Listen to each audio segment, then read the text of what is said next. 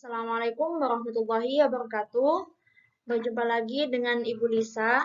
Di sini Ibu Lisa akan menjelaskan tentang bab hudud dan hikmahnya yang merupakan kelanjutan dari subbab kemarin. Kemarin kan kita sudah membahas tentang bab khomer dan mencuri. Selanjutnya kita akan membahas tentang merampok, menyamun, dan merompak. Oke, mari kita lanjut aja ke pembahasan kita, yaitu merampok, menyamun, dan merompak ialah perbuatan mengambil harta orang lain dengan menggunakan cara kekerasan atau mengancam pemilik harta dengan senjata dan terkadang disertai dengan ancaman bahkan pembunuhan. Jadi, perbedaan antara mencuri di bab kemarin kan mengambil harta orang lain tanpa sepengetahuannya. Nah, di sini kalau merampok, menyamun, dan merompak, ini mengambil harta orang lain secara paksa. Jadi, misalkan kalian ke pasar, terus ada pencuri di sana dan itu dilakukan di tengah keramaian, itu dinamakan dengan merampok. Kayak gitu. Lalu sampai sini kita lanjut lagi. Nah, suatu tindakan bisa dikatakan merampok jika penyerangan atau penghadangan terhadap seseorang yang melewati jalan untuk merampas hartanya. Jadi seperti yang sudah Ibu jelaskan tadi, bahwasanya perampokan ini terjadi atas penghadangan atau penyerangan terhadap seseorang. Tuh, bisa saja seorang itu melewati jalan atau berada di suatu tempat. Nah, yang kedua adanya kekerasan dan paksaan. Misalkan kalian pegang dompet di jalan, terus ada orang yang memaksa untuk mengambil barang kalian. Nah, itu disebut dengan perampokan. Tuh. Yang ketiga, menggunakan alat yang bisa melukai. Misalkan kalian dikasih pistol atau silet atau pisau gitu di tengah jalan, itu bisa disebut dengan perampokan. Dilakukan perorangan atau berkelompok. Jadi perampokan ini bisa dilakukan oleh satu orang atau berkelompok gitu. Jadi misalkan ada geng yang menyerbu kalian untuk mengambil harta kalian, itu bisa disebut dengan perampokan. Next. Nah, di sini ada perbedaan antara merampok, menyamun, dan merompak. Nah, menyamun dan merampok merupakan aksi pencurian di darat. Jadi, perbedaan antara ketiganya ini di lokasi ya. Salah satunya ialah di lokasi. Kalau menyamun dan merampok ini dilakukan di darat. Sedangkan kalau merompak itu dilakukan di laut gitu. Kayak kan pernah lihat film bajak laut gitu, kayak di Upin Ipin itu kan ada ya perompakan di laut yang dilakukan oleh si Jarjit. Nah, itu bisa disebut dengan merompak kayak gitu. Nah, selanjutnya menyamun. Menyamun dilakukan di tempat yang sepi.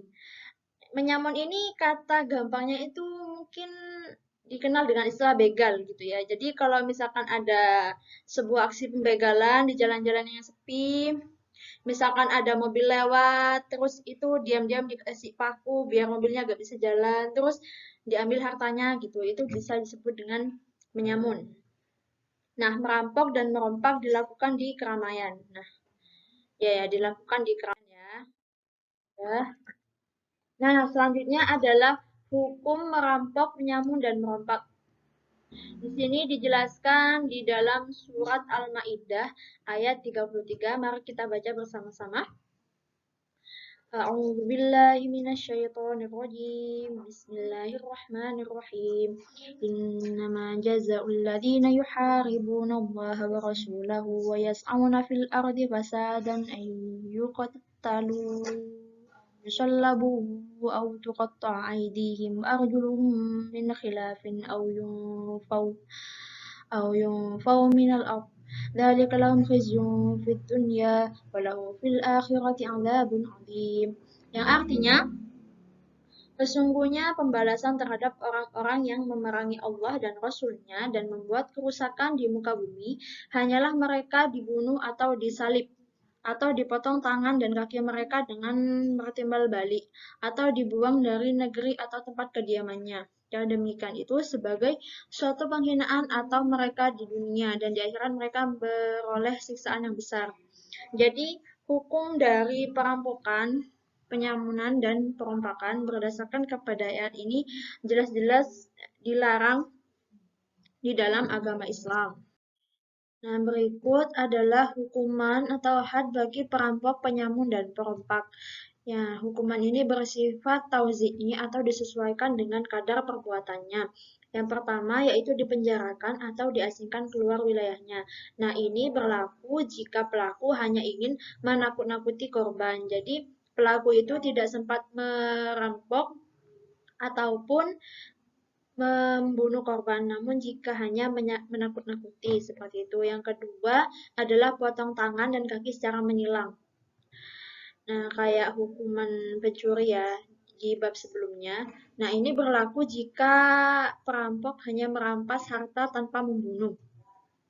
Yang ketiga yaitu dihukum mati. Ini berlaku jika tidak sempat merampas harta namun sempat membunuh korban. Nah, yang terakhir yaitu dihukum mati kemudian disalib. Nah, ini berlaku jika merampas harta dan membunuh korban. Next, yaitu hmm, perampok, penyamun, dan perompak yang bertaubat.